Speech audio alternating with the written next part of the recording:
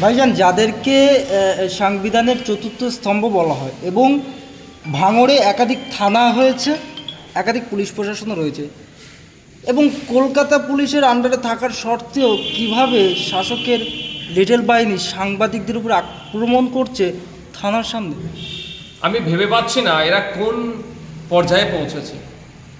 রাজ্য সরকার গণতন্ত্রের বুলি আওড়াচ্ছেন, রাজ্য প্রশাসন ফেলাও করে এই প্রোগ্রাম সেই প্রোগ্রাম হ্যান ত্যান করছে, পুলিশ হন করছে, কিন্তু থানার সামনেই সাংবাদিকরা আজকে যেভাবে আক্রান্ত হলো নিয়মিত আমি শিহরিত হয়ে উঠছি। আমি তীব্র নিন্দা ধিক্কার জানাচ্ছি। এই বিষয়টা কিন্তু আমি দেখছি, যদি কলকাতা পুলিশের ভাঙড় থানা ভাঙড় ডিভিশন যদি ঠিকঠাক পদক্ষেপ গ্রহণ না করে, আমি বিধানসভায় তুলব এবং মুখ্যমন্ত্রীকে প্রশ্ন আমি সম্মুখীন করব। মুখ্যমন্ত্রীর কাছে প্রশ্ন উত্তর চাইব।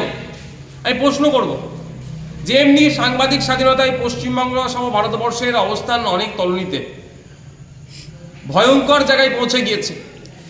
180টি দেশের মধ্যে 159 র্যাঙ্কে আমরা সাংবাদিক স্বাধীনতায়। আর আপনারা খবর করছেন সাংবাদিক আমার বিপক্ষে যেতেই পারে, আমার পক্ষে আসবে সবটাই আশা করা আমার বৃথা। তো বিপক্ষে যাওয়ার জন্য আমি আপনাদের উপর আক্রমণ করবো, আপনাদেরকে প্রাণঘাতী হামলা চালাবো আবার থানার সামনে? এটা কোন লেভেলের অসভ্যতা আমি চরমেরা পৌঁছেছে। এদের জবাব আগামী দিনে দিতে হবে। মানুষ তো দিচ্ছে না জবাব। সাংবাদিক বন্ধুদেরকে বলবো নিরপেক্ষতা বজায় রেখে আপনারা এদের দুর্নীতির বিরুদ্ধে লড়াই করে যান। ইভেন নওশাদ সিদ্দিকী আমারও ভুল হলে আমারও আপনারা সমালোচনা করবেন। আপনারা সমালোচনা করলে আমি মনে করবো আমরা ভুলটাকে আমি ঠিক করে শুধরে নেব। আর পুলিশ প্রশাসন যদি ওই চাটুকারিতা করে তাহলে পুলিশ প্রশাসনকে কিন্তু জবাব দিতে হবে, কারণ থানার সামনে ঘটনা ঘটেছে এবং সিসিটিভি ফুটেজে সম্পূর্ণভাবে দেখা যাচ্ছে কে বা কারা। শওকত সাহেবের এক চালা আপনার আহসান সাহেব, তার নেতৃত্বে যেভাবে হয়েছে আমি ভেবে পাচ্ছি না। উনি একজন নিজেকে লিডার বলে দাবি করেন, তিনি একটা গুন্ডাদের মতো যেভাবে মারামারিতে জড়িয়ে পড়লেন, এর খেসারত ওনাকে দিতে হবে। সাংবাদিকরা যদি এইভাবে মার খায় তাহলে সাধারণ মানুষ কতটা আতঙ্কে রয়েছে আজ ভাঙড়ে? একদম।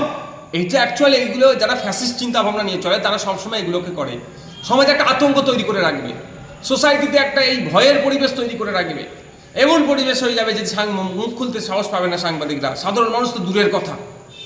কদিন আগে মধ্যপ্রদেশে দুর্নীতি হয়েছে, তার বিরুদ্ধে খবর করেছে, পিটিয়ে খুন করে দিয়েছে।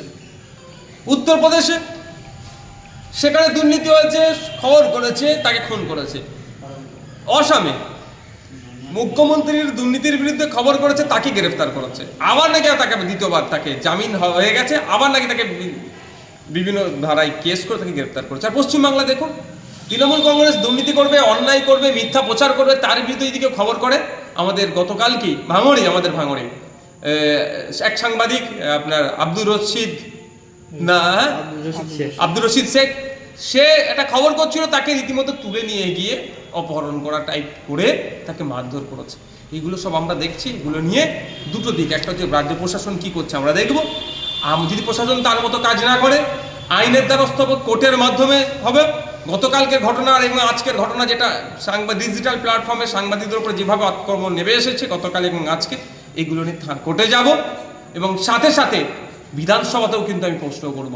তখন কিন্তু কনসার্ন ডিপার্টমেন্টাল মিনিস্টারকে উত্তর দিতে হবে, কারণ পুলিশ মন্ত্রী আমরা কে জানি। কিন্তু এই রশিদকে তুলে নিয়ে যাওয়ার পরে পুরো থানার সামনে থেকে তুলে নিয়ে গিয়ে মারধর করেছে, কিন্তু পুলিশ 24 ঘন্টা পার হয়ে গেছে, এখনো কোনো অ্যাকশন নিল না।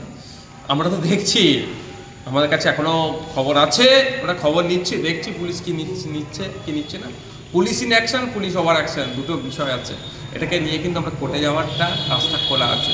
বললাম কি, পুলিশ যদি মনে করে কাউকে বাঁচাবে, কোর্টে যে পুলিশকে জবাব দিতে হবে।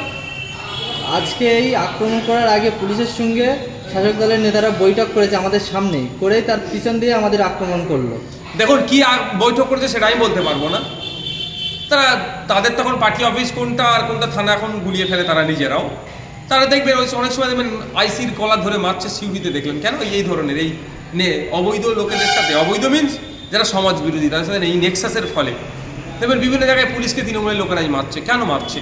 এই দুর্নীতির সাথে যুক্ত আছে বলে। আমি চাইবো না ভাঙড় থানার, যদিও ভাঙড় থানার একটা অফিসারকে তো ওই 60 সালে তো মেরেছিল, আমি সেই ঘটনার পুনরাবৃত্তি হোক আমি চাইবো না। কিন্তু যতটুকু আমরা দেখতে পেয়েছি, যেটা ফুটেজ আছে, যেটা রেকর্ড আছে, সেটা হচ্ছে আপনার থানার সামনে আহসান মোল্লার নেতৃত্বে গুন্ডা মস্তান সমাজ বিরোধীদেরকে নিয়ে ডিজিটাল প্ল্যাটফর্মে যারা কাজ করে সেই সাংবাদিকদের উপরে আক্রমণ করেছে, চড়াও হয়েছে। এটা আমরা দেখেছি। আর শওকত মোল্লার ঘনিষ্ঠ আহ্বান আমরা সকলেই জানি। এর জবাব কিন্তু এদেরকে দিতে হবে, ছাড়ের কোনো জায়গা নেই। ভাইজান, প্রশ্ন উঠছে গণতন্ত্রের, কারণ যেভাবে প্রশাসন থাকা অবস্থায় যেভাবে শাসকের লেটেল বাহিনীরা অত্যাচার করছে, তাহলে কি থানা এবার তৃণমূলের পার্টি অফিস বলা যেতে পারে? দেখুন, যদি মানুষ থানা থেকে মুখ ফিরিয়ে নেয়, পুলিশের উপরে ভরসা দিয়ে কমে যায়, তাহলে মানুষ কি হবে? মারামারি হবে, হানাহানি হবে, কাটাকাটি হবে, আইন হাতে তুলে নেবে। এটা আমি কোনো মতেই চাই না। আর তাই আমি অনুরোধ করব প্রশাসনের কাছে, অবিলম্বে ব্যবস্থা গ্রহণ করা হোক, যারা কালপিট তাদেরকে গ্রেফতার করে সর্বোচ্চ শাস্তির ব্যবস্থা করা হোক।